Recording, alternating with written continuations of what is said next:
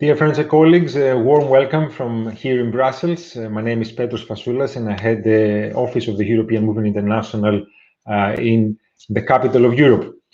Today, we have put together a very interesting event, one that is designed to share with you the findings of extensive opinion polls and social media research we have been conducting over the past few months with the intention to do a collection of things.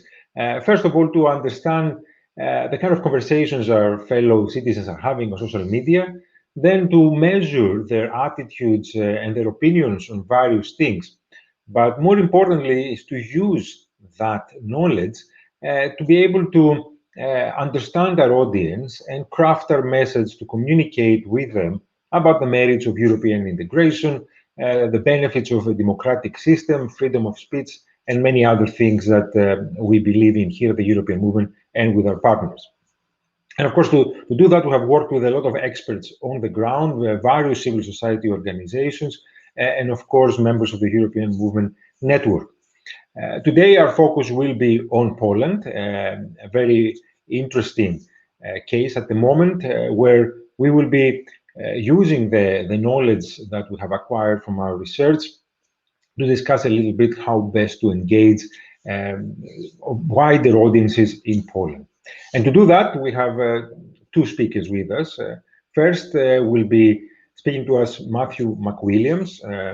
Matt is an expert in the field, is a pollster who has worked in the US and in Europe over a long period of time.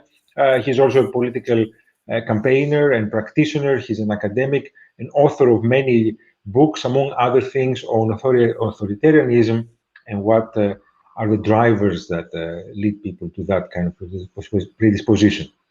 But without further ado, I'll ask Matt perhaps to kick it off and share with us the findings of the opinion polls that he orchestrated and conducted over the summer. Matt, the floor is yours.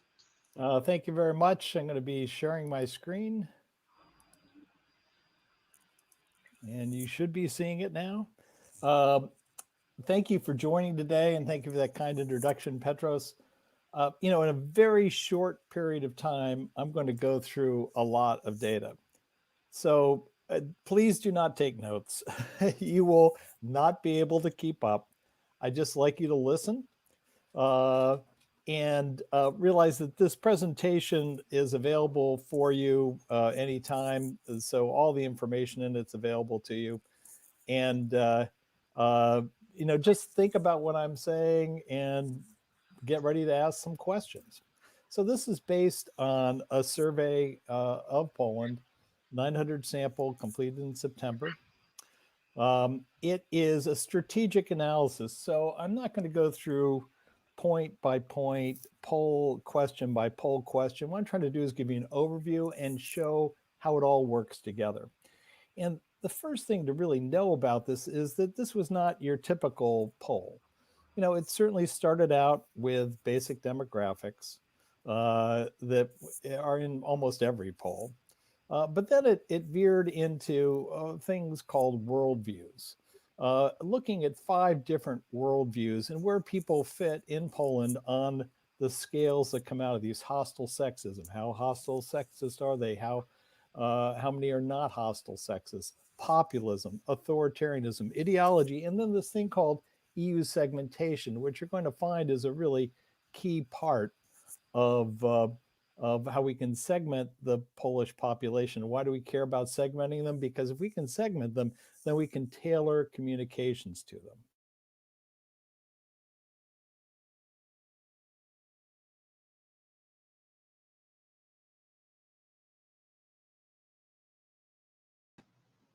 Hi, everyone. It seems like we have a little technical issue here.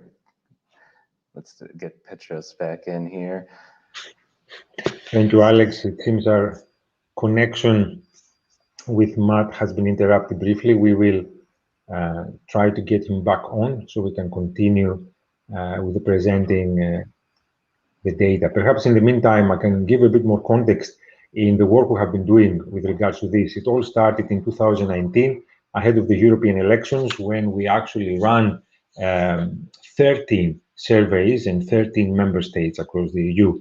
and we use that data to inform our civil society partners across Europe on how to make their campaigns, their communications ahead of the European elections more impactful and more relevant for the audiences they wanted to reach. And after the European elections, together with the European Parliament and other partners, we kind of tested those campaigns with focus groups to see how effective they were with the different audiences we wanted to address. And some of the findings there were very interesting indeed.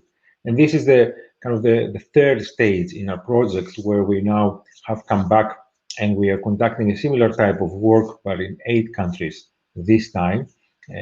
But in this incarnation, we have also added the social media research that I mentioned at the beginning. And that is an extra element that allows us to look closer at the kind of conversations that are taking place on social media, and then give the opportunity to our partners to shape the communication accordingly.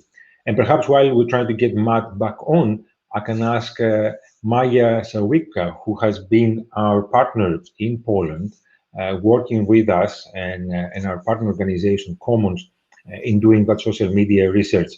Maja, you're coming on screen a bit sooner than planned, but I think your research is very much linked to the research that Matthew was doing through the opinion polling. So it's perhaps fitting that you can take us through some of your findings first. Thank you, Petros. Hi, it's my pleasure to be here today and to tell you about social media analysis that we did in Commons. Let me share my screen with you.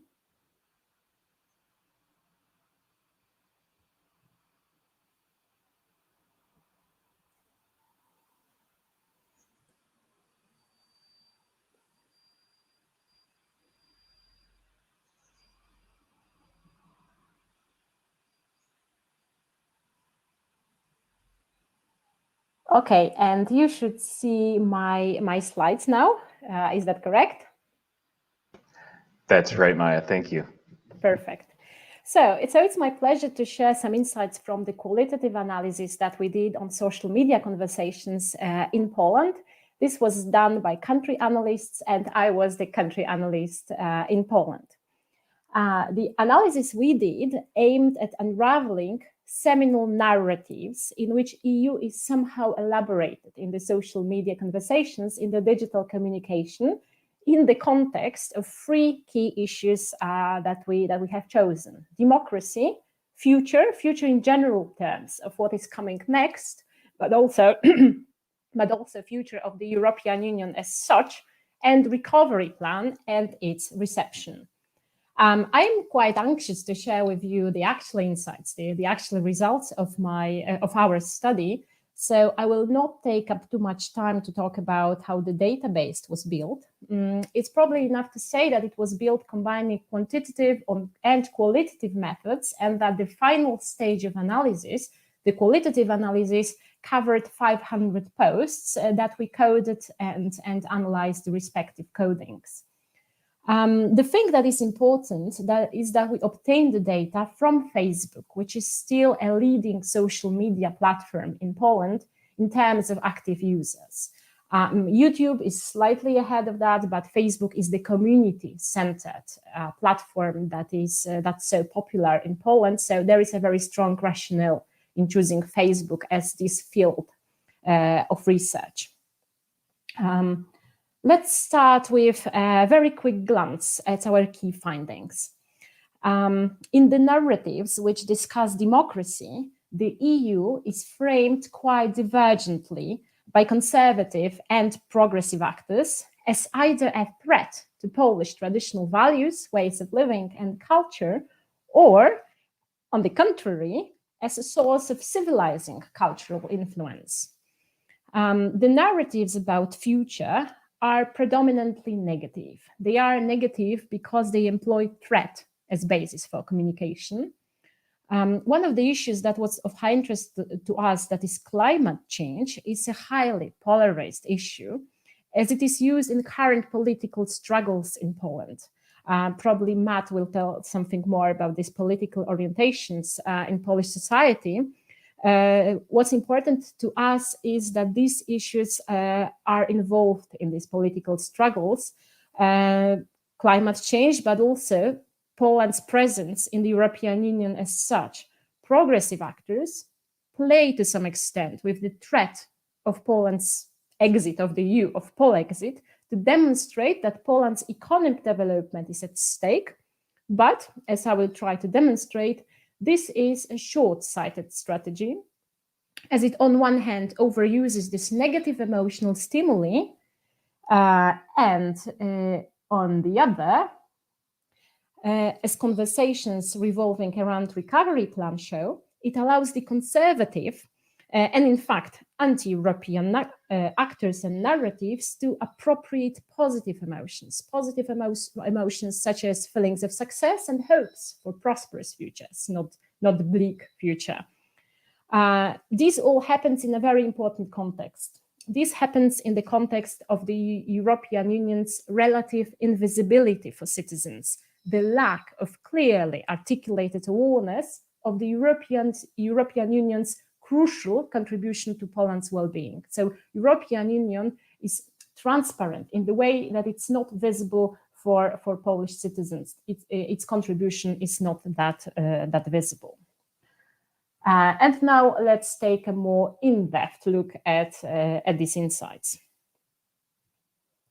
With the aim of reconstructing these narratives, the narratives on the selected issues, we investigated those aspects that actually make up those narratives. One of them are social representations. We see them as building blocks that can be used by various actors in various types of narratives. Let's have a look in detail at the social representations of European Union as such. There were many of them. I've chosen 6 to show you them. The first, the gray representations are the ambiguous ones, the green are positive ones, and the red is a clearly negative one. So the EU was represented as police person, so presented as if it was a guardian or enforcer of an order, as a financial source, that is, as a funding source, administering vast financial means, as provider, that is, as a source of all kinds of benefits and opportunities for member states, as home, that is, as a source of identity and belonging, as community, that is, source of support, group of states bound by culture and friendship, and the negative one is the representation of the European Union as oppressor, that is, as the European Union as a source of unwanted and oppressive, which is quite important, influence. And here we see which of these representations were actually dominant in the conversations we studied in the quantitative sense. What I think is important here is that the 2 dominating representations, that is the European Union as police person and the European Union as financial source, but also to some extent provider, picture the European Union as an external reality, as something that exists somewhere else than Poland actually does.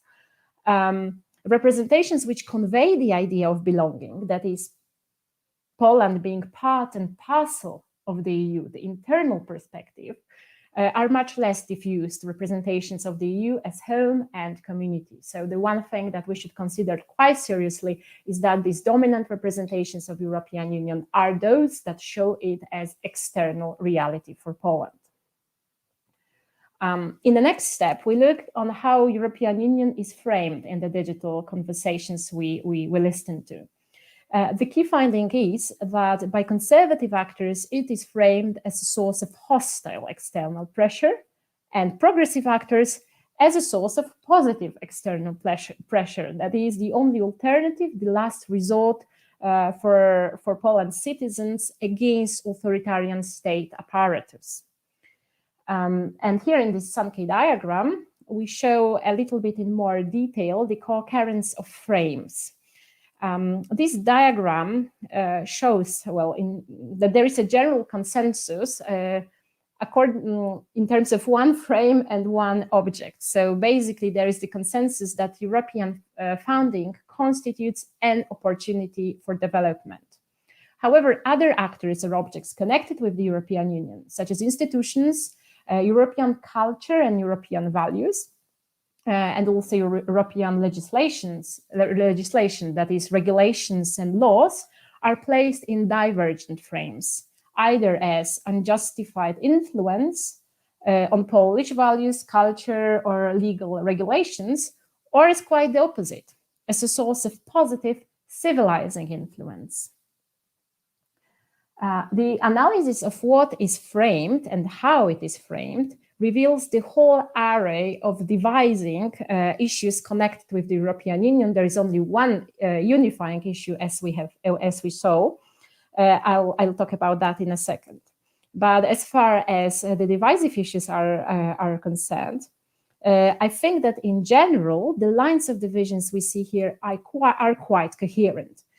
So there is the nationalistic, illiberal, I would even say authoritarian perspective, which claims that democracy is when a state, in this case, this is Poland, is ruled by a majority, by someone who represents the majority without any external pressure. This is what is called in this narrative independence or sovereignty. And it sees European integration in the political sense, but also in cultural sense, and even the technological innovations, such as, for instance, green technology, as a threat and a sort of attack on Polish independence, on Polish sovereignty. And the progressive perspective on these issues is that it's exactly this kind of pressure, the European pressure, is what actually saves us, that is Poland, from falling into sort of cultural but also material misery. And that's the unifying issue. Let's take a closer look at that. This is Europe seen as a financial support. So there is this general consensus that Poland actually benefits economically from being in the European Union. However, in the line with the reasoning that was presented just a second ago, the right-wing actors, even in this general consensus, they introduce an idea, or they perceive funding as a tool which is used by European Union to promote the European values, the values that they see as unwanted. In the next step of the analysis, we also considered values and emotions as important components of the narratives. Let's take a look at values.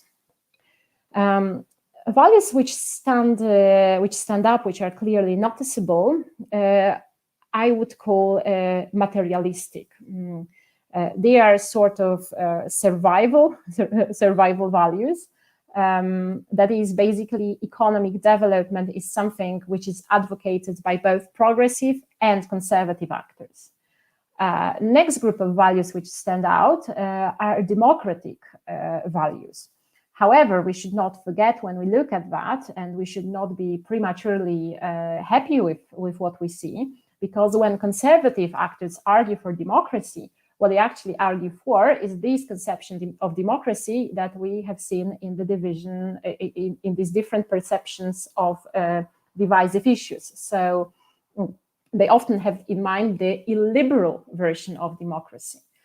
Another quite ambiguous value, quite often mentioned in these conversations, is freedom. Again, freedom is ambiguous value in the sense that is understood divergently. That could be either personal freedom, for instance, freedom from oppressive Polish state, or economic freedom, from framed as oppressive European regulations. This can be also state independence as framed, as advocated by nationalistic right-wing actors. So this value is quite ambiguous. And as far as emotions are concerned, anger clearly stands out. I think we can say that anger is the most present, the dominant emotion in the conversation we're listening to. These conversations are dominated by anger, but also by other negative emotions. One of them is threat. Threat was the code for messages, for postings, for conversations which aimed at eliciting fear, which used fear or threat as a sort of as a means of communication. Another important negative emotion that we see here is contempt. Contempt is quite important because it marks the division, the social divisions, and is also a sign of emotionally tense internal atmosphere in society. A positive emotion that you might have noted is satisfaction. However, it's not positive here. It's more like German Schadenfreude, that is the joy of someone else's failure or problems. All these elements that I showed you so far, they make up the narratives we identified. There were some aspects of these narratives, and now I think we have a couple of minutes to take a look at the actual narratives. First, a glance at democracy narratives. One of the democracy issues that we studied was diversity.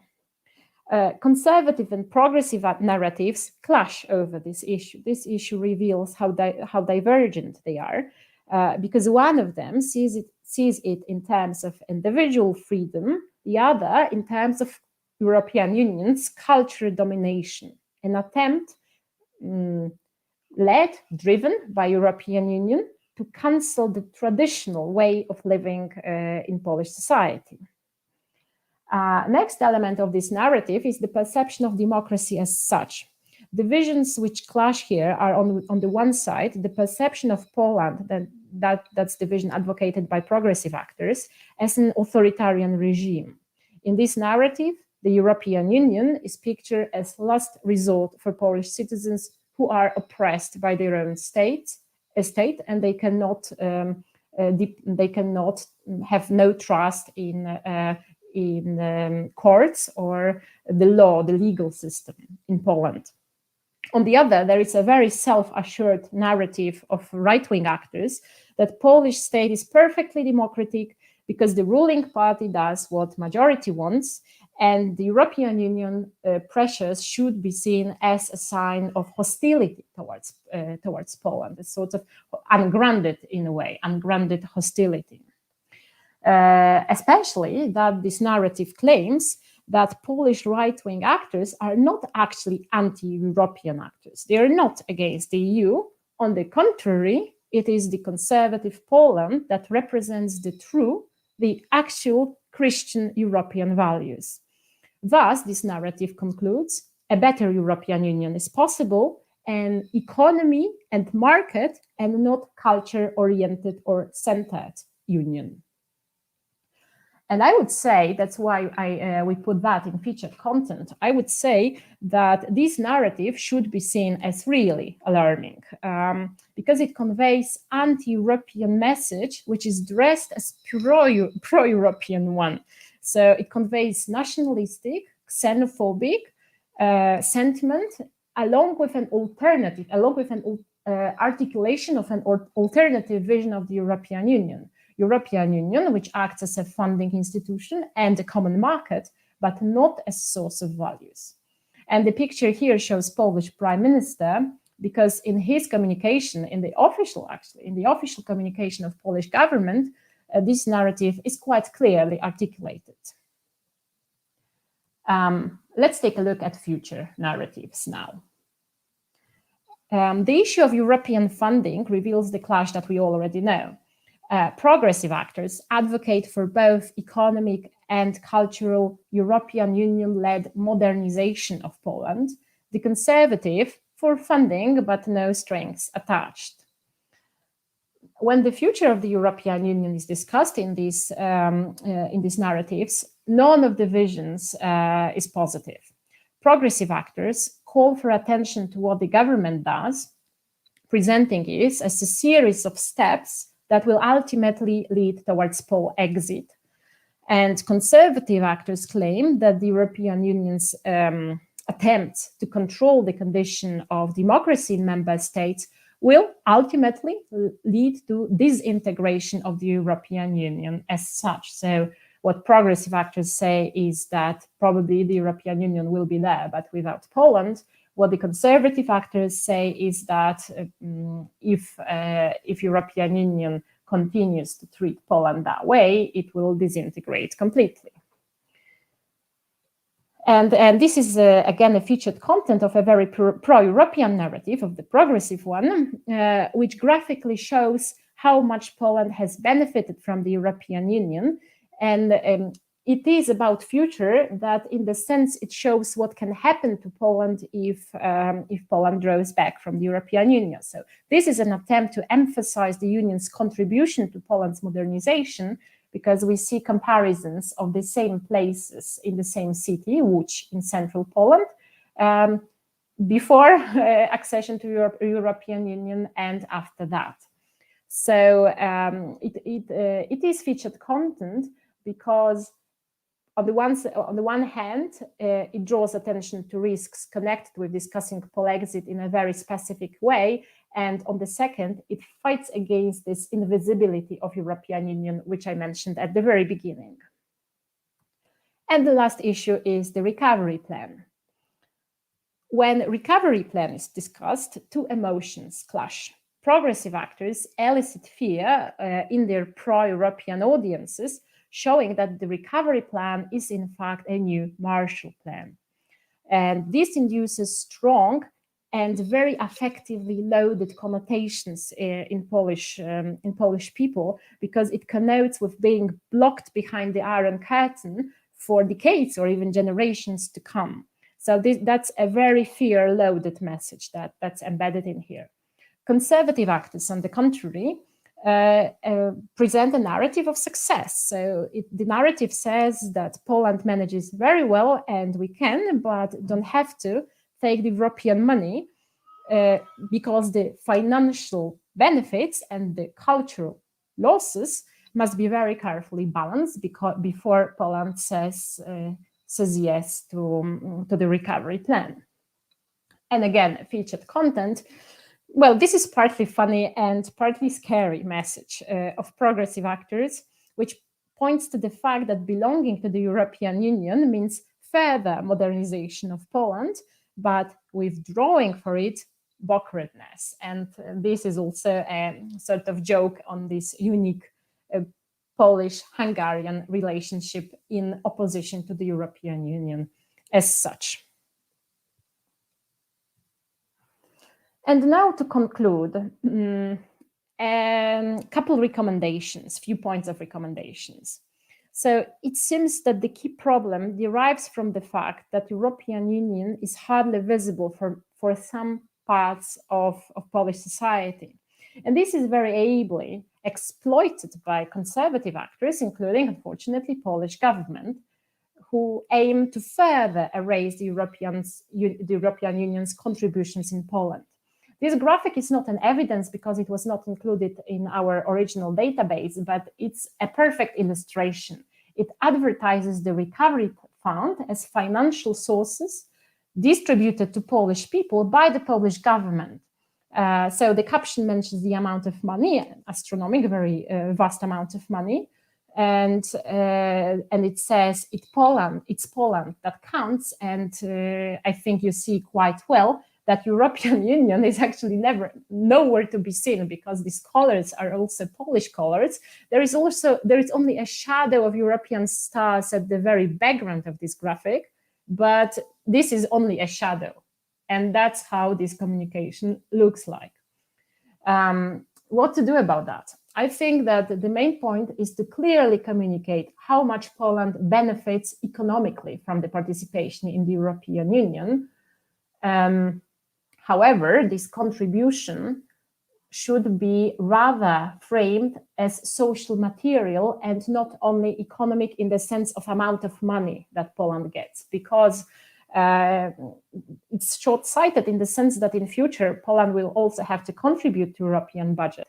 So we have to try to avoid these purely financial or pure figures as means of showing European contribution to Poland. Instead, probably it would be good to talk about social material contributions through concrete examples like this message from Łódź, because abstractions are quite hard to imagine. In terms of social representations that I mentioned, it would be great if we could pass from a representation of European Union as a huge sack with money, so a source of money, to a representation of European Union as provider, as something that does not give only money, but creates opportunities.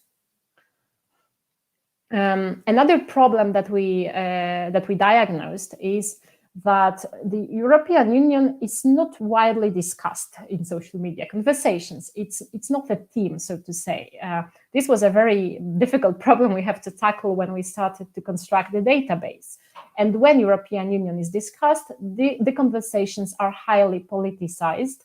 European Union is dragged into current political struggles in Poland. So the point would be to portray the European Union as common good, as supporting all members of Polish society, no matter what are their political views, and to involve a diversity of actors in this communication, not only politicians. Next problem, partly connected to that, was that European Union is mostly framed as an external reality. So the answer could be that the narratives should strengthen the sense of belonging. So these representations of European Union as community and home for Poland. And finally, there is the problem of the emotional content of these narratives by progressive actors. So these progressive narratives are to a large extent based on fear and use threat as means of communication. This is quite tiring because there is a limited time that we can respond to negative emotional stimuli. So part of communication should provide positive stimuli to avoid this kind of affective withdrawal. So at least part of that should actually show what and how much has already been achieved. Change for better in ordinary people's lives in Poland. And it should be stressed that this actually happened to a large extent thanks to continuing European Union's support and engagement in Poland. Thank you very much. That was the data that we as Commons dealt with, that is social media data. Thank you, Maya. This was remarkably interesting, actually, and very insightful indeed, because it frames perfectly the situation as it is at the moment, and it, like you did at the end, gives us a few ideas of how to frame our own communications to address those different trends. And I think it also links very well with the opinion poll that Matt has been working on and the data that has emerged from that. And I believe we have managed to restore our connection with the US. Indeed, Matt, here you are.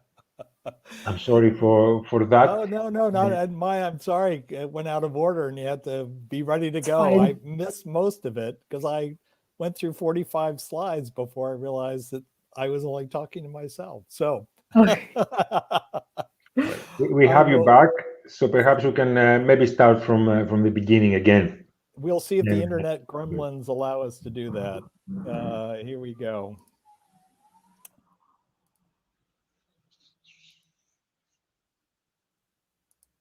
There we go. You should see it. Is anyone there?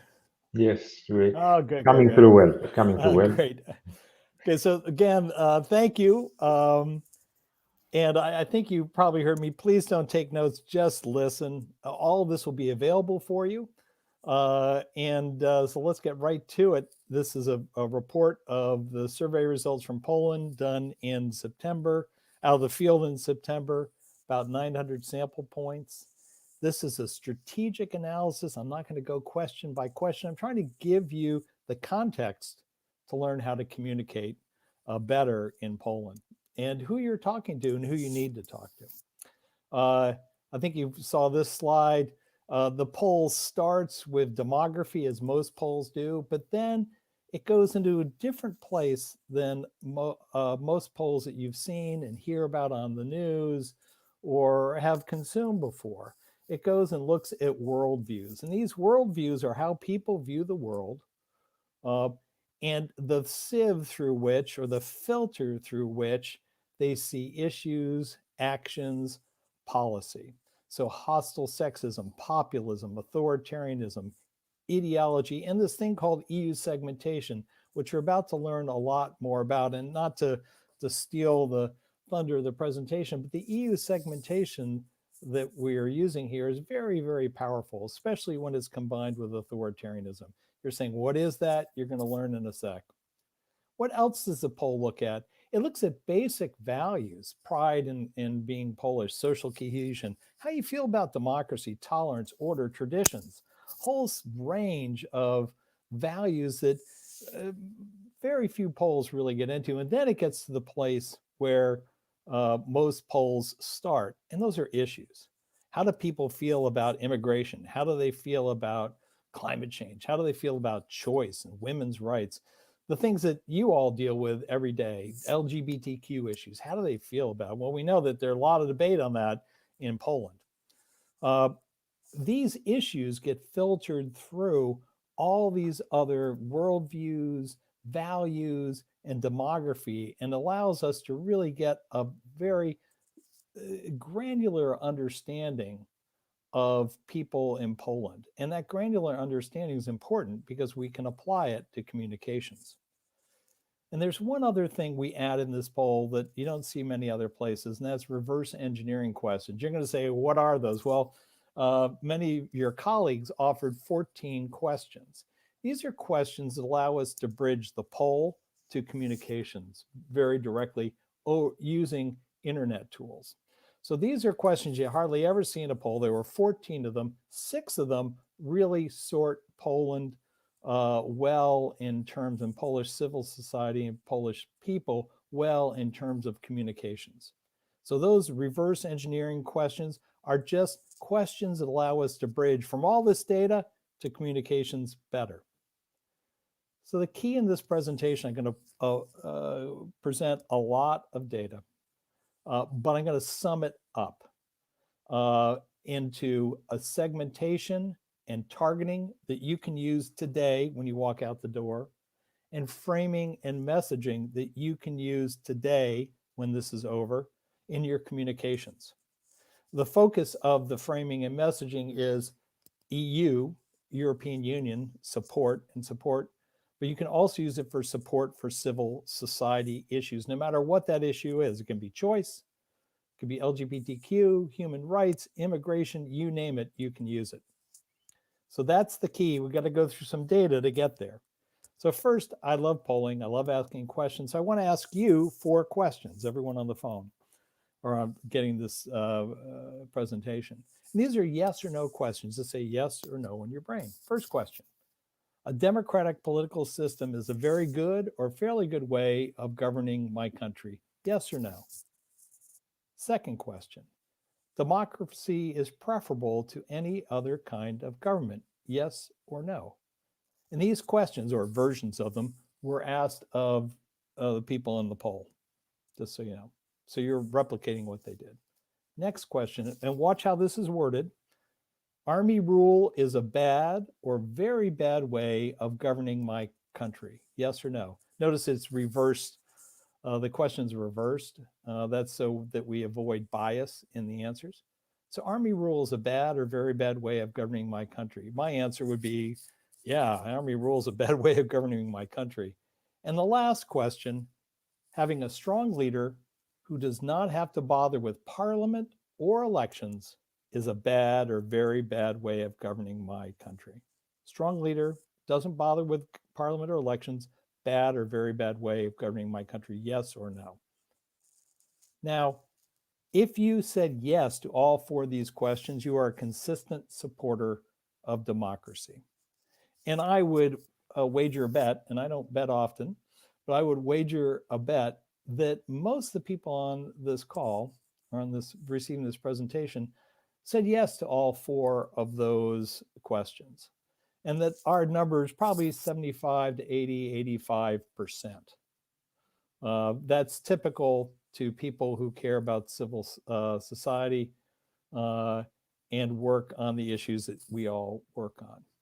So the key question then is, if we're at 75, 80%, let's say, what percent of Polish citizens from the survey always support democracy like we do? And the answer to that question is 29% of Polish citizens always support democracy.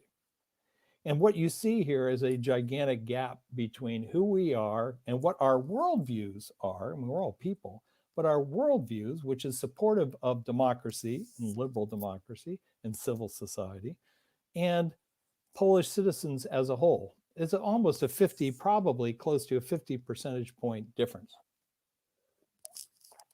That's an important gap. And that's a gap that affects our communications, how we communicate, what we say, who we say it to, what we assume about our audience. If we assume that our audience is all big supporters of democracy, we are wrong, because only 29% of those of Polish citizens are. So this is a graph graphing this information.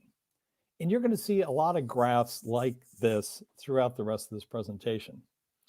And they're all going to follow this standard format. Percent of populations on the vertical, you can see 10%, 20%, 30%, percent of population, Polish population. And on the horizontal is a scale. This scale is totally consistent to totally inconsistent supporter of democracy. Blue bars are always the civil society, pro-democracy, pro-EU attitudes.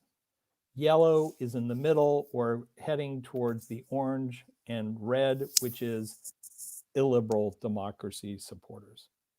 So it will always be like this. Any graph you see from now on, blue is, think of our base or persuadables, yellow to red, opposition.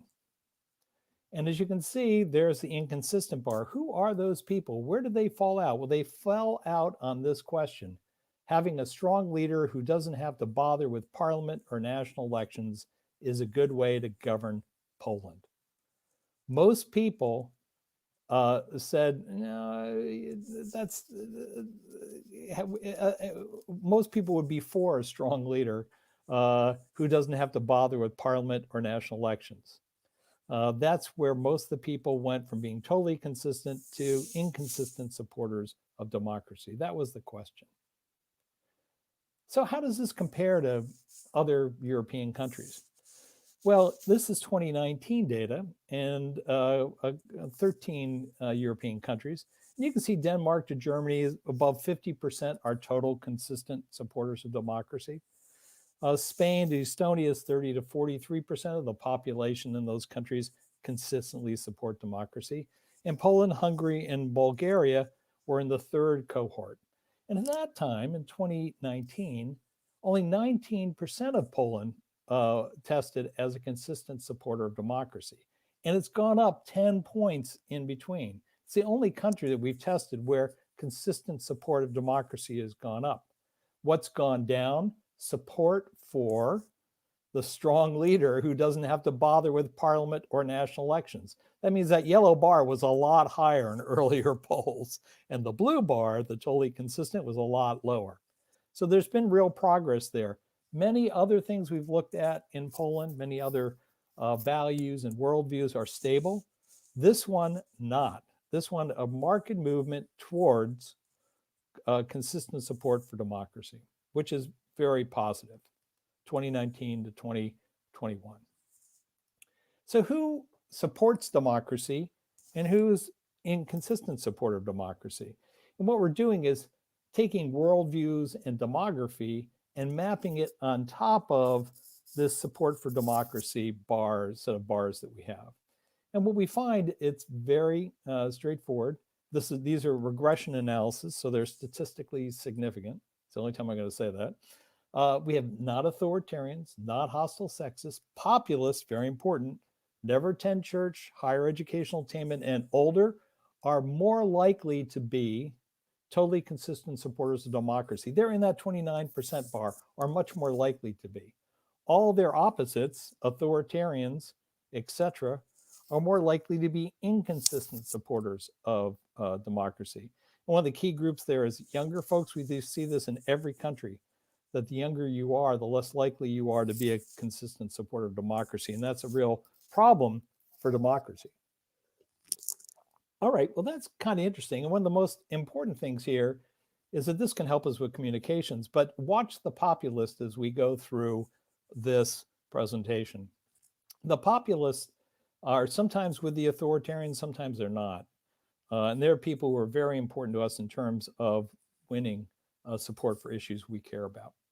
What else can we know about this support for democracy? Well, we can apply these EU seg1s. These are the EU segmentations, which we'll talk about more in a second. What are these things? Well, first of all, know that people who fit into EU segment 1 are much more likely to be total consistent supporters of democracy, where the EU segment 4 people, they're much more likely to be inconsistent supporters of democracy. So how does Poland segment in terms of the EU segmentation? This is based on 3 questions. We've asked them now in 8 countries. They're highly predictive of support for EU and civil society and liberal democracy. And here's how Poland segments out. 37% in the blue, the dark blue, 29, light blue, 13, 22.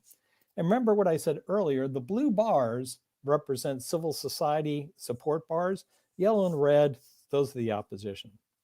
And what you're going to find is, unlike every other country, this blue bar, the 29% segment 2, it's really a divided segment. The split really occurs there in Poland more than in segment 3, and you'll see that in a second. But let's dig a little bit more deeply into this. What do we call these bars? Well, the blue bar segment 1, those are EU enthusiasts. These people are all in on the EU. They love it. Segment 2, according to the segmentation, are moderates. Again, they're really split. You'll see why in a minute. The ambivalents are mostly against us, and the skeptics are really against us when it comes to EU, but it also maps into authoritarianism, democracy, just about every other thing we care about. Women's rights, human rights, LGBTQ issues, you name it, they're against it. And you can really think of these as base audience. That 37% is the strong base for EU and things we care about. Persuadables, about half of those moderates, that 29% of Polish society, is gettable for us, but not much more than half.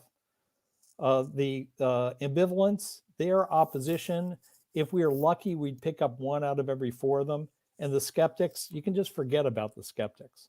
They're authoritarians, they're hostile sexists, they don't like us. They don't like what we care about, and we're not going to be able to get them to. All right, what else? We can apply on top of this worldview and a whole range of other demographics on these segments. And what we find is what you would expect. Consistent supporters of democracy are segment 1, not authoritarian, not hostile sexist, ideologically on the left, not populist, and older are all segment 1. But I want you to look at the populist. Remember, populists were with us on democracy issues. They're now with the authoritarians and the hostile sexists when it comes to the EU segmentation, which means they're really an up for grab audience for us, very important audience for us. Let's keep going here. What we find looking at all these questions, EU segmentations, democracy, and a whole range of others, is that there are 10 variables, 10 variables that shape political choices, attitudes, and identity in Poland. And these are statistically significant in how they shape those attitudes and political choices. And what are those? First, it's worldview. Authoritarians, hostile sexism, populism, and your basic ideology shapes your political choices in ways that are meaningful politically. Age, education, church attendance, and gender demographics also shape those. And then finally, support for democracy, as we've gone through, and support for the EU segments, also shape or reflect political choices, attitudes, and identity. And so these 10 variables allow us to sort the Polish population for messaging and targeting and segmenting. They're very, very, very powerful. So I don't expect you to believe this. So I'm going to prove it to you, or try to prove it to you through a few examples. First, let's look at political choices. This is the presidential vote in Poland. This is what the people in our survey reported how they voted in the presidential election. So this is their remembered vote in the presidential election. And you can see it came up 49% for Civic Platform, 51% for the PIS. All right, that's interesting. Can we map those divides we just talked about on top of this? Yes, we can. Civic Platform people were more likely to be not authoritarian, not hostile, sexist, ideologically in the left, consistent supporters of democracy. They never attend church, and they have higher educational attainment. And the PIS, the exact opposite of it. And you're going to see this over and over again. Notice populism's not on here. It was not statistically significant in the vote choice on the presidential vote. We can also look at this presidential vote. Again, this is remembered presidential vote by EU segments. And that is very telling in terms of targeting. EU segment 1, 75% of people in EU segment 1 supported Civic Platform. Only 25% supported PIS. EU segment 2, this is why I say it's contested. It was split, 49-51. EU segment 3, you can see 25-75, and EU segment 4, they almost were all PIS. So one of the keys is that 25% in EU segment 1 who voted for PIS, who are they? Because they say they're, the questions indicate they're strong supporters of the EU, but they're voting for PIS. Why? You're going to find they're authoritarian, they're hostile, sexist. They're hard to get at. The EU segment 2, those 49%, those are key persuasion audience for us, as are some of the ones who voted for the PIS. Now, how close was this to reality? Well, here is the raw data from the poll, 48% for PIS, 46.2% for Civic Platform. You get rid of the not sure, don't know, get you the 51-49. The election, I believe, was 51-49, so it's really spot on. So the poll was very good at capturing presidential vote, which should lend some credibility also to this segmentation that we're looking at. All right, so political choices seem to be fairly well structured by segmentation, worldviews, and demography. What about attitudes? Here's an attitude: democratic practice, support for free press, independent judiciary, right to protest. Pretty key things in Poland right now, especially independent judiciary and right to protest. Think of Black Monday. The blue bars here are very important. So almost 80% of Polish citizens say free press is very important. Almost 80% say independent judiciary. Yeah, we'd like to have it back. You can see lower number, just over 60% right to protest. We can map on, again, these variables and see that they're really consistent in terms of democratic practice. For example, if you're a consistent supporter of democracy, you're more likely to say free press is really important. Independent judiciary, really important. Right to protest, really important. But notice who, and the authoritarians, they say it's not important, not important, not important. But also look who travels with these consistent supporters of democracies. On independent judiciary, populists think it's very, very important. So we can get populists to side with us on issues having to do with the independence of the Polish judiciary. Very, very important. We also know that they're consistent supporters of democracy. Very, very important. In right to protest, you have the people who are pathologically attend church. They're more likely to say the right to protest is not as important. I bet that's an outcome of the Black Monday protest, but I'm just spitballing there. What else? We can also look at these democratic practices by EU segmentation. And you can see the EU segmentation is how powerful it is. 90% of EU segment 1 support a free press. See how much greater that is than the average population. And 39% of EU segment 4 say free press is not as important. And run all over to the right to protest, 52% of EU segment 4 says that the right to protest is not that important in Poland. So you can see these EU segmentations map onto a whole range of different things and allow us to really understand Poland much, much better. Let's look now also at institutional trust. Here's another attitude. Do our segments work there? Do our worldviews and other variables help us understand those? Well, this is trust in Polish government and trust in the European Union. And you can see that trust in the Polish government is just, high trust is just over 20%, where high trust in the European Union is almost at 40%. We don't see that very often. Polish citizens, to put this in English, are much more likely to trust the European Union than they are their own government. Who are these people? Well, you can look at it by EU segmentation. When you look at this, it really starts to make sense. People in EU segment 1, remember, they're big supporters of the EU. Their trust in the Polish government's just 17%. Whereas EU segment 4, they hate the EU. They have much more trust in the Polish government. The flip side, over here, trust in the European Union, 74% of EU segment 1 people trust the European Union, only 4%. And the margin of error on that number means it's from 0 to probably 8 or 9. In EU segment 4, I have high trust for the European Union. So you can see trust is also reflected in EU segmentation.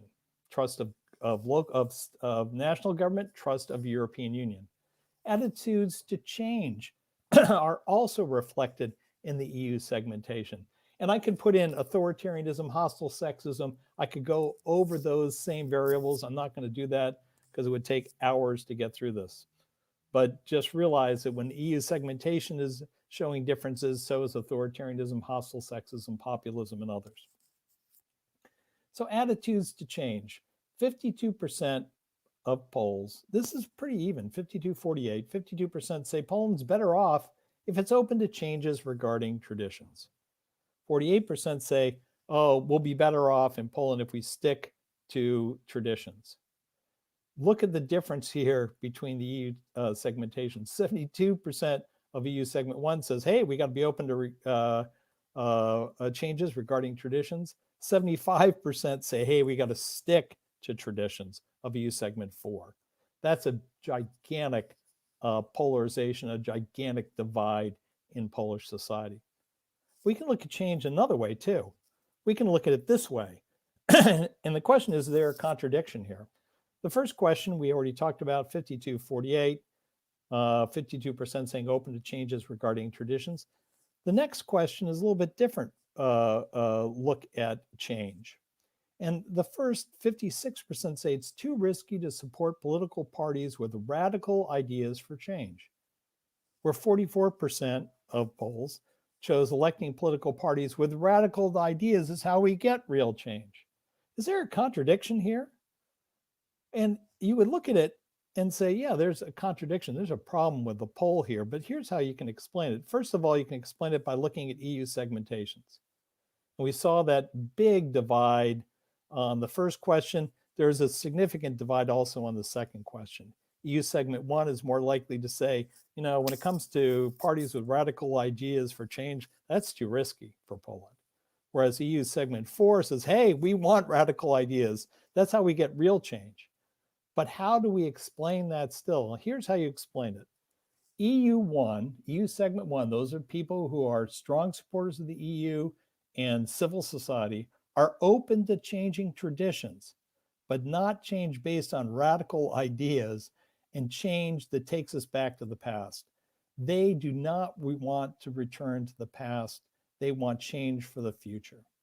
Whereas EU4 is more open to radical political change, but they want change that reinstates the traditions they support. They want radical political change to bring you back to return to the status quo past. And that is an important difference that is critical to how you communicate. Right, let's keep going. EU segment 4, radical political change that reinstates, reaffirms traditions. If you're not afraid of that, you will be. And I'm sure you are, actually, because that radical political change, a strong leader making decisions, not paying attention to the judiciary, hollowing out the judiciary, that is what they're all about. All right. You can also see this, as I said, these variables in self-identification. We ask people, how do you identify? Polish only, Polish and European, European and Polish, European only, don't know. You can see the distribution here. A third say Polish only. 41% say, I'm Polish and European. Another 15 European and Polish. How do the segments map onto this? Well, it's very telling. EU segment 4, 54% of them, a majority say I'm Polish only. Whereas 47%, a plurality of EU segment 1 says I'm Polish and European. So identity is shaped or reflects these different worldviews and this segmentation too. Critical to know for communication. That 21% of EU segment 1 who say they're Polish only, those are the people who also voted for the PIS in large part. It's statistically significant. That is why they're probably going to be hard to get, even though they're in EU segment 1. They're worth working, but they're going to be hard to get. What else can we know about this? Well, our base support in EU segment 1 comes from people who are Polish and European, European and Polish, European only. Persuasion target, those are going to be a hard one in EU segment 1, is that 21% who are Polish only. And there are ways that we can persuade them. I'll get to it at the very end of this. And the opposition folks, EU segment 4, Polish only and Polish European, they're impossible to get to. That's 84% of that the EU skeptics. You're not going to get them ever. You can also look at this in terms of EU segment 2. There are lots of different ways to cut this. You see there's a really good persuasion audience in EU segment 2. Those are the people who identify as Polish and European. And then you've got your base support over there, European and Polish. So these variables all help us understand where people are in Poland and how to segment and target them. And I'll get to that in just a second. I just want to go through quickly some feelings about Poland and some feelings about the European Union. Sometimes I feel like a stranger in my own country. You can see a majority. Agree is the red bar here. Disagree is the blue bar. Why? Because we don't want people feeling like they're a stranger in their country. A majority, small, but a majority, agree that they feel like a stranger in their own country. And here you can see that EU segment 1 and EU segment 4 are very similar. So the basic feeling for a lot of people, majority of people in Poland, that they feel like they're a stranger in their own country for different reasons, for sure, EU segment 1 and EU segment 4, but that feeling of alienation is there. And that's critical, all right? Economic inequality is growing. Look at those numbers. A majority, strong majority, almost over 70% say economic inequality is growing in Poland. So first, I feel alienated. Second, I feel that inequality economic is growing in Poland. And look at the EU segment numbers on that. Everyone above 50%, EU segments 1, 2, and 4, above 2/3 of the people in those different segments saying economic inequality is growing. And then finally, look at where our populists are. They're in there too. They say economic inequality is growing. So we've got alienation. We've got a feeling that economic inequality is growing. That is held across Polish society, and also populist in terms of economic inequality. And then look at this number. The world is an increasingly dangerous place. And look at the segments. Over 70% of all segments agree that the world is an increasingly dangerous place. So they feel alienated, generally, people in Poland, from their country for different reasons, but they do. there's economic inequality, and they think the world's a dangerous place. They're scared. And it's across all segments. This is a storm warning. Again, see, our populists are there too. It's a storm warning for our messaging. So the solution generally, when you're that scared and that alienated, that worried about economic inequality, is we need a strong leader who's willing to break the rules. But as you can see, this is the disagree to agree on that. It's pretty even across Polish society, whether we agree that we need a strong leader or we disagree. And as you'll note, that strong leader choice has gone down over the last 3 years. So even though there's fear and alienation, the choice of a strong leader is weakening in Polish society. And you can see there's an inverse here in terms of EU segment 1 and EU segment 4. EU segment 1, much more likely to disagree that we need a strong leader. EU segment 4, much more likely to agree that we need a strong leader to lead Poland, solve alienation, solve economic inequality, protect us because the world's a dangerous place to be. This difference is key. And then here I overlaid the worldviews and some demographics that are statistically significant on this question. And I have a green arrow pointing to women. Notice that women are more likely to disagree that we need a strong leader, and men are more likely to agree. That's where we see a big gender difference. And I can assure you that you know the reasons why that is occurring. So let's do the EU for 5 minutes, and then I'll sum this all up in something you can use. Is Poland on the right track or wrong track? You can see most people, 60%, say Poland's on the wrong track. Only 30% say the right track.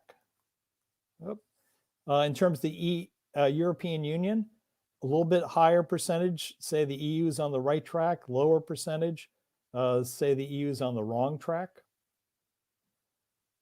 And then if you look in terms of segmentation, you can see the EU segments again showing an inverse. Most EU segment 1 say the European Union's on the right track. Only 3% of EU segment 4 say the European Union's on the right track. And then even in EU segment 2, you see a third say European Union's on the right track. Those are persuadables who we can get to support us. We would have to go after the people who are the 42% say wrong track. What other views of the European Union? Well, there's some really key ones. First, this is what Poles want the EU to do. They want the EU to improve the public health system, reduce poverty and social inequality, and take action against climate change. But climate change is low on this list compared to the economic things. Public health, an economic and health issue. Inequality, obviously an economic issue. So they want the EU to work on these things. And why is it important to remain in the EU? For every country, freedom to study, live, work, and travel is the top reason to remain in the EU. It's important to look at the other ones. They want the EU to improve the prosperity and security of Poland. That's danger. That's threat. They want the EU, and they think the reason to remain in the EU is it improves prosperity and security. And they want the EU to invest, like the EU and staying in the EU, because it invests in less affluent members to raise the standard of living. Again, another economic issue. And then down fourth, protecting democracy, freedom, and human rights. So it's danger first. EU improves our prosperity and security. That's danger in economy. It's investment second, which is all economy, and then protecting democracy and freedom. So we need to be talking about prosperity. We need to be talking about economy, standard of living. That's why that's why Poland needs to remain in the EU. Okay, attitudes towards solidarity. These numbers are amazing. 73 to 27 people believe we should do everything we can to help other EU countries in need. Only 27% say, hey, solidarity is too far, gone too far. Who are those people? EU segment 3 and up chooses do everything we can to help other EU countries in need. Only EU segment 4 falls below 50%, with 57% saying demands for solidarity are being pushed too far. So EU solidarity is a good thing to talk about. Attitudes or disagreements between members of EU states are a healthy part of the democratic process. 61% of polls agree to that, and 60% and 76% of EU segments 1 and 2 agree with that. So disagreements, that's just part of democracy. Attitudes towards EU, another one. I want, when EU leaders disagree, okay, it's okay for them to disagree. I want decisions based on what's best for the EU as a whole. 62% of polls agree with that. 38% take the nationalist perspective. I always want my country's position to prevail. Look at this by segmentations. EU segments 1 and 2 are all about EU decisions for as a whole should prevail. The nationalist perspective by EU segment 3 and EU segment 4, which is why it's going to be hard to get those people. And then finally, attitudes towards EU. EU is a threat to Poland's sovereignty. 52% of polls disagree with this. 24% agree. Those are the real EU skeptics. You'll see that here the EU segmentation. EU segments 1 and 2 say, you know, EU is not a threat to Poland's sovereignty. EU segment 3 is not really sure, 53%, really not sure if they are or not. And the EU segment 1, 54% say, yeah, they're a problem. It's a threat to sovereignty. Efforts to help reduce COVID. Has the EU's efforts helped reduce COVID? 69% of polls say yes, it's helped reduce it. Only 31% have said no. You're going to see again, EU segments 1, 2, and here 3 are saying, yeah, EU has helped us reduce the effects of COVID. Attitudes towards the EU's in terms of what does COVID show us about the EU? COVID shows we need a strong EU that works efficiently for all members. 57% agree with this, 22% agree. And again, you can see these segmentations, how this just plays out throughout all of this data. And then finally, the EU Recovery Fund. Look at the strong support for the EU Recovery Fund. And it makes sense when we know what they want. They want the EU to help less affluent countries. They want the EU to help with prosperity and security. And the European Recovery Fund is part of that. Very strong support for that. That support goes across 3 of the 4 segments, 76% of EU segment 3. And these are people who are ambivalent about the EU, like the European Recovery Fund. And you can see the EORs, we would call them, in the mix, EU segment 4, even 48% of them like the EU Recovery Fund. All right, so how are you going to apply this? I'm going to tie this all up in the next 8 minutes. And this is the key. I hope that I've proven to you there's the divide in Poland. I think you know that it's polarized, that the divide operates on very specific lines that we can identify. And now I'm going to show you we can use those lines, use those variables to target communications. So here are 4 segments. And we can apply on top of those segments, these are the same segments, top line variables.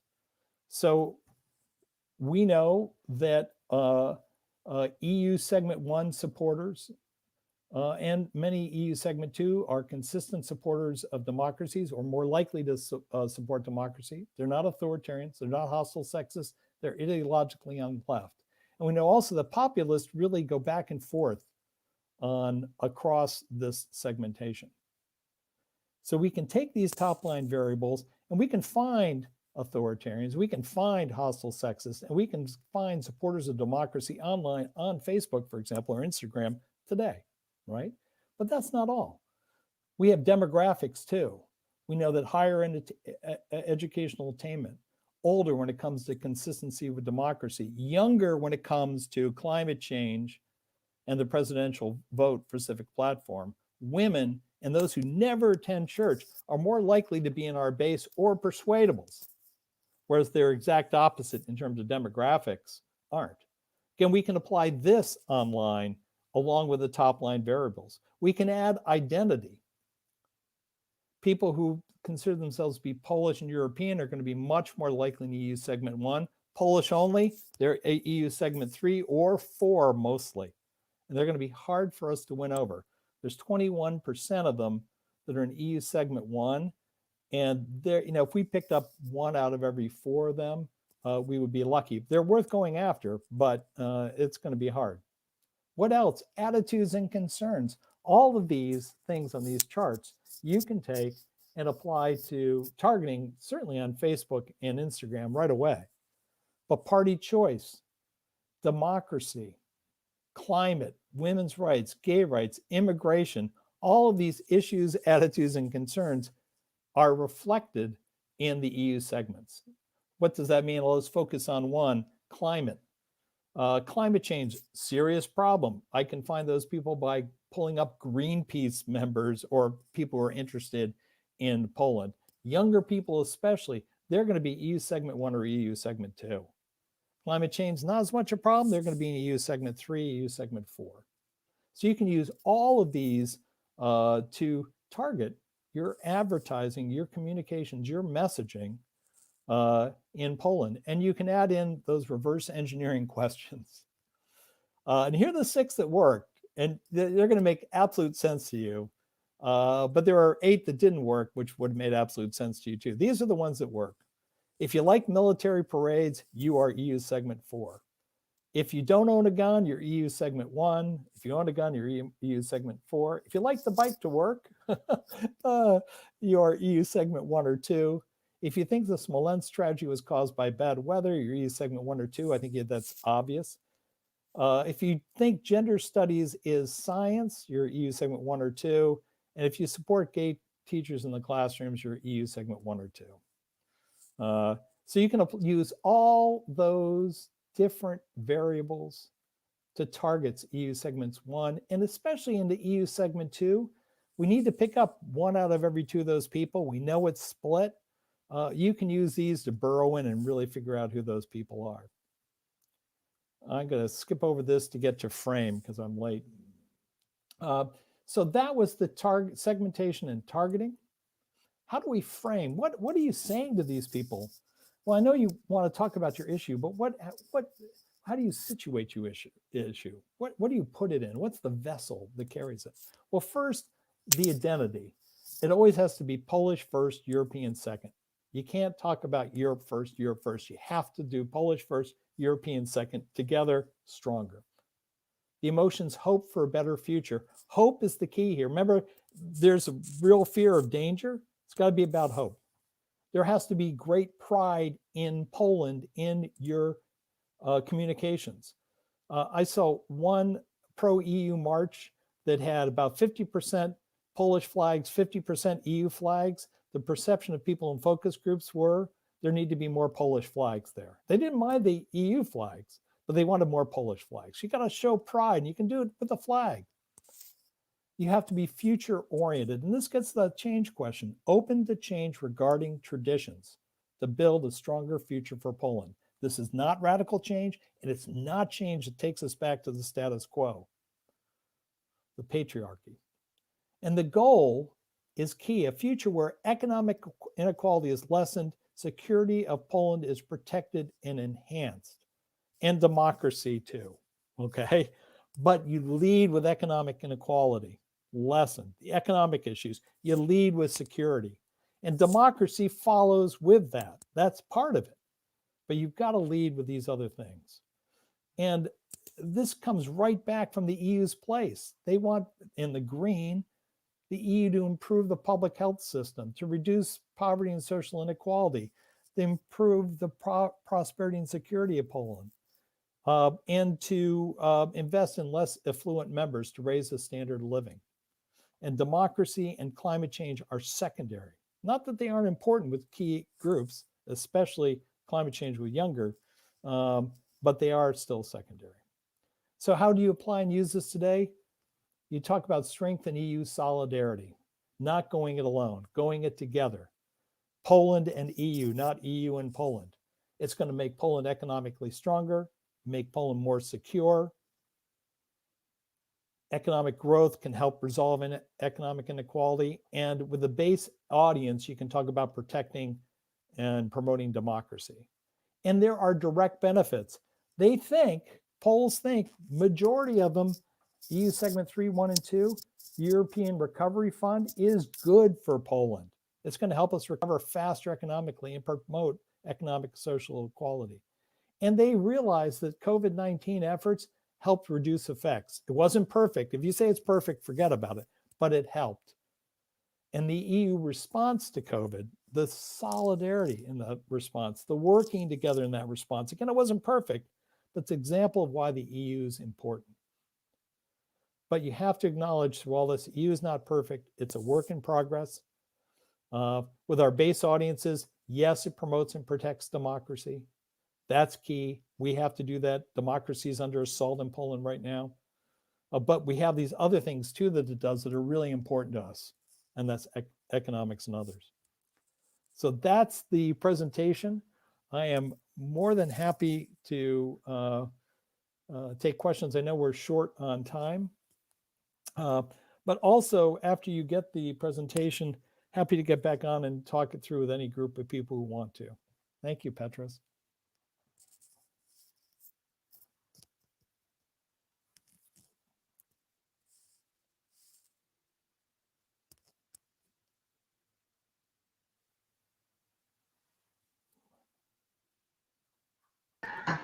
Let's just take a moment and iron out these technical difficulties. Petros, maybe if you try leaving the stream and coming back. In the meantime, I can ask Matt and Maya. One of the questions from the viewers was, let me just pull it up here. Anna Debicki was wondering, do the people feel that they have easy access to European institutions when needed? Do you know if some people feel that they don't need direct access at all? Like, do they feel it's necessary to be in touch with the institutions? Well, my insight would be that the first thing is that institutions basically are negatively affectively loaded in Poland because, for instance, Polish institutions are often quite inaccessible to people. So on the one hand, there is no need to access Polish institutions.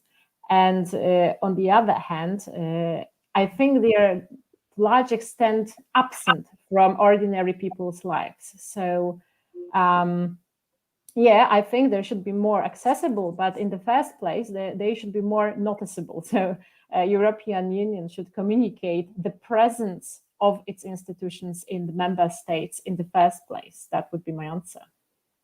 Yeah, I agree. As long as it is seen as Polish-European Union together and not just European Union as an invader, it's got to be that is very, very clear in the data. But also remember that lower trust, except for the EU segment 4, lower trust with Polish government. I mean, it was just above 20%, which is US numbers, quite frankly. And we don't trust our institutions at all. Whereas there was higher trust with EU as an institution.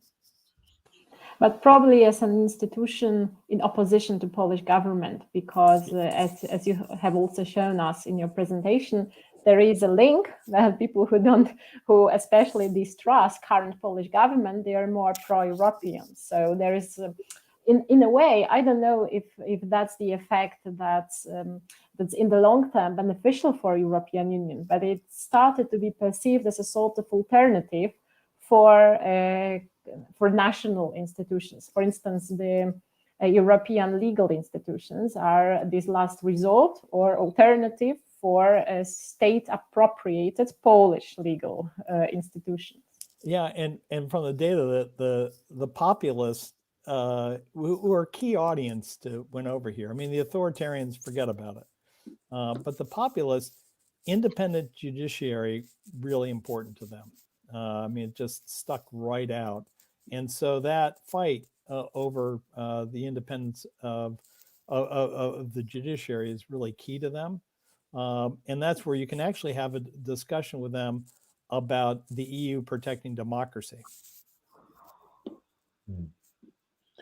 Very useful indeed. And I think it's something that we've seen in various countries. And another question we had from our audience, from Torbjörn, was whether you noticed, Matthew, in your case, any common themes emerging across the countries where the opinion poll was fielded. Of course, we can spend hours discussing, because there are indeed a lot of similarities. But are there one or two things that you saw that were similar to the situation in Poland? Well, I think Poland is pretty specific in terms of the polarization. The polarization is so high. You just got it. There are two ways of looking at trust in institutions here. The polarization is so high. I think the thing that surprised me and was strong across almost all countries was support for the European Recovery Fund. And I went back and looked at, what were the recommendations in terms of messaging, talking about that, not as the thing that solves all problems, but it's a step forward. It's something that the EU is doing in terms of solidarity. And the other thing that was key across most countries was EU solidarity, that they chose solidarity over going it alone, which is key. But it was even more so in Poland. That number surprised me enough that I went back and looked at it a few times, but it was spot on. So that notion of solidarity, and I think that it goes across EU countries. It's particularly important in Poland because there's a danger from the east, shall we say, and there's a real concern about that. I think if we didn't this time, but if we had polled in Estonia, we would see that number very high also. Indeed. Maya, I don't know if you want to add anything to that in terms of the research that Commons did in a variety of countries and whether there are any common themes there. Well, just a very quick comment that also corresponds with the comment we got, because when we constructed the databases for our analysis, we had consistent problems in all the countries covered by the analysis in finding EU-centered conversations. So, right. So in fact, that's the fact that the European Union is probably one of the best projects West in communication, in the sense that it's not an object of a lively discussions in social media, because we were looking, in fact, of what people talk about. So the initial insight was that people don't talk casually about European Union. European Union surfaces in the context of other issues that are discussed. Yeah, and I think that's really an important learning, that there's a big vacuum there.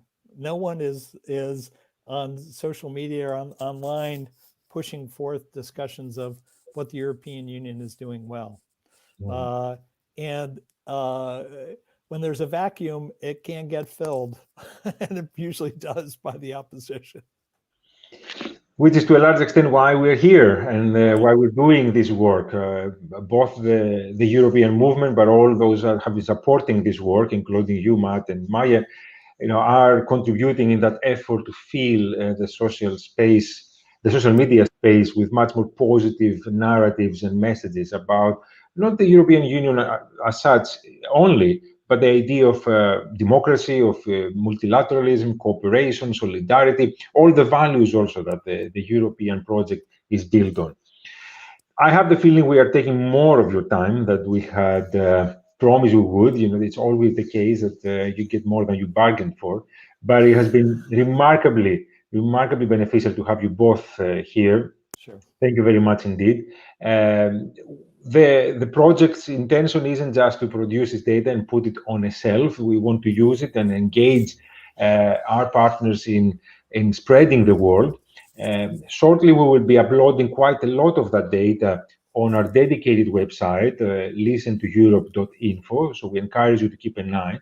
But also, if you want to get in touch and work with us on those issues, or if you're just interested in getting the presentations, go to europeanmovement.eu and write to us, and we'll be able to share that information.